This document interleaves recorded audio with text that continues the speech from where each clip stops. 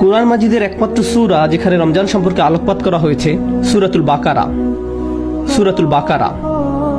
সেই সূরার কিছু অংশ আজ আমি আপনাদের সাথে আলোচনা করতে চাই। রমজানের আয়াতটি সূরা বাকারার যে অংশে উল্লেখ করা হয়েছে তা আসলে বেশ আগে থেকে চলে আসা একটি বক্তব্যের বর্ধিতাংশ। এই বক্তব্যটি আসলে আদম আলাইহিস সালামের আলোচনা দিয়ে শুরু হয়েছে। আল্লাহর এই অসাধারণ সৃষ্টি আদম আলাইহিস সালাম, আল্লাহ এমনকি ফেরেশতাদেরও বলেছিলেন তার এই বিস্ময়কর সৃষ্টিকে সিজদা করার জন্য। এই অসাধারণ সৃষ্টিকে জান্নাতে বসবাসের সুযোগ দেওয়া হয়েছিল। সবকিছু শেষে আমরা যেখানে ফেরত যেতে চাই এই বিষয়টা উপলব্ধি করা গুরুত্বপূর্ণ, কারণ আল্লাহ বলছেন ওয়ারিসুন উলাইকা হুমুল ওয়ারিসুন আল্লাযীনা ইয়ারিসুনাল ফিরদাউস হুম ফিহা খালিদুন। তারা শীতল ছায়াময় উদ্যানের উত্তরাধিকার লাভ করবে এবং তাতে তারা চিরকাল থাকবে। উত্তরাধিকার মানে আপনার পূর্বপুরুষ এটার মালিক ছিল, এটাই অর্থ। সেই জান্নাতের বাসস্থান আমাদের পিতা আদম আলাইহিস সালামকে দেয়া হয়েছিল, আর সেখান থেকেই মানব জাতির যাত্রা শুরু। তাই আমরা যখন জান্নাতে ফেরত যাব, আমরা আসলে সেটা উত্তরাধিকার সূত্রে লাভ করব, যা ইতিমধ্যে আমাদেরকে দেওয়ার কথা ছিল। আমরা সবাই জানি যে দুনিয়াতে এক ধরনের কিছু অর্থ সম্পদ আছে যা আপনাকে পরিশ্রম করে অর্জন করতে হবে, আবার অন্য ধরনের কিছু অর্থ সম্পদ আছে যা আমরা পারিবারিক সূত্রে পেয়ে থাকি। সেটা হতে পারে কোনো জায়গা জমি, টাকা পয়সা, গাড়ি বা স্বর্ণালঙ্কার, যা আপনি উত্তরাধিকার সূত্রে পেয়েছেন। জান্নাতের ক্ষেত্রে ব্যাপারটা উভয় রকমের। এটা আমাদের পিতাকে দেয়া হয়েছিল, তাই আমরা এর উত্তরাধিকার পাবো। আবার একই সময়ে আমরা যদি এর জন্য পরিশ্রম না করি তাহলে আমরা এটা পাবো না। এটা একই সময় উভয় রকমের। যাই হোক, আল্লাহ আদম আলাইহিস সালামকে এই অসাধারণ উপহার দিয়েছিলেন। তিনি আদম আলাইহিস সালামের সাথে সরাসরি কথা বলতেন, তিনি তাকে সরাসরি উপদেশ দিতেন, মুক্তভাবে সেখান থেকে আহার করতে বলেছিলেন। তিনি আমাদের মা এবং বাবাকে বলেছিলেন তারা এই জান্নাতে যা ইচ্ছা পেতে পারে। আমরা সবাই গল্পটি জানি, শুধুমাত্র একটি গাছ ছাড়া। এই সকল উপদেশ দেওয়ার মাঝে একটা বিষয়ে আমি আপনাদের মনোযোগ আকর্ষণ করছি, আর তা হলো আল্লাহ সরাসরি আদম আলাইহিস সালামের সাথে কথা বলেছিলেন। তিনি বলেছিলেন উসকুন আনতা ওয়া যাওজুকাল জান্নাহ।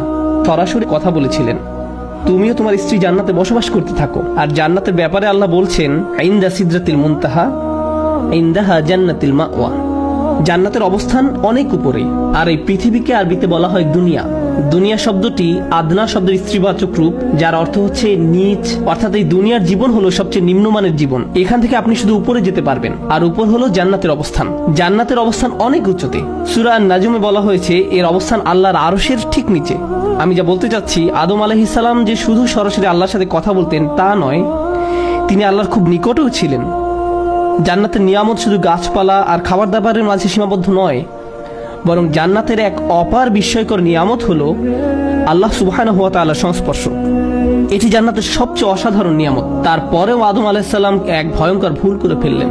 শয়তানের ওয়াসওয়াসা সফল হলো, ভুল কাজটা ঘটে গেল। অনেক মানুষ এখানে ভুল করে, তারা মনে করে যে এই কারণেই আদম আলাইহিস সালামকে শাস্তি হিসাবে দুনিয়াতে দেয়া হয়েছিল। তারা মনে করে যে এই কারণে আদম আলাইহিস সালামকে শাস্তি দেওয়া হয়েছিল, আর শাস্তিটা ছিল জান্নাত থেকে তাকে দুনিয়ায় পাঠিয়ে দেয়া। এভাবেই দুনিয়ার মানব জাতির বসবাস শুরু। আদম আলাইহিস সালামকে শাস্তি স্বরূপ এখানে পাঠানোর ফল। আপনি যদি গভীর মনোযোগ দিয়ে কোরআনের এই বিষয়টি অধ্যয়ন করেন তাহলে উপলব্ধি করবেন যে না, আদম আলাইহিস সালামকে আসলে এখানে শাস্তি স্বরূপ পাঠানো হয়নি। এটা খ্রিস্টানদের দৃষ্টিভঙ্গি। খ্রিস্টানরা মনে করে যে এই পৃথিবীর জীবন একটি অভিশপ্ত জীবন, এখানে মানুষ তার আদি পাপের প্রায়শ্চিত্ত করছে। কিন্তু আমাদের দৃষ্টিভঙ্গি এটা নয়। আমাদের মত হলো প্রতিটি মানুষ ফিতরাতের উপর জন্মগ্রহণ করে। প্রকৃতপক্ষে আদম আলাইহিস সালামের ঘটনার পরিপ্রেক্ষিতে আল্লাহ এই দুনিয়ার জীবন সম্পর্কে বলেন ওয়াজআলনা লাকুম ফিহা মাআইশ ক্বালিলাম মা তাশকুরুন। আমি তোমাদের জন্য অত জীবিকা নির্বাহের উপকরণ সমূহ সৃষ্টি করেছি, তোমরা খুব কমই রয়েছে কৃতজ্ঞতা প্রকাশ করো। আল্লাহ এই দুনিয়াকে শাস্তি হিসাবে বর্ণনা করেননি, বরং তিনি এই পৃথিবীর জীবনকে সুন্দর উপভোগ্য এক জীবন হিসাবে বর্ণনা করেছেন। প্রকৃতপক্ষে আপনি যত বেশি কোরআন অধ্যয়ন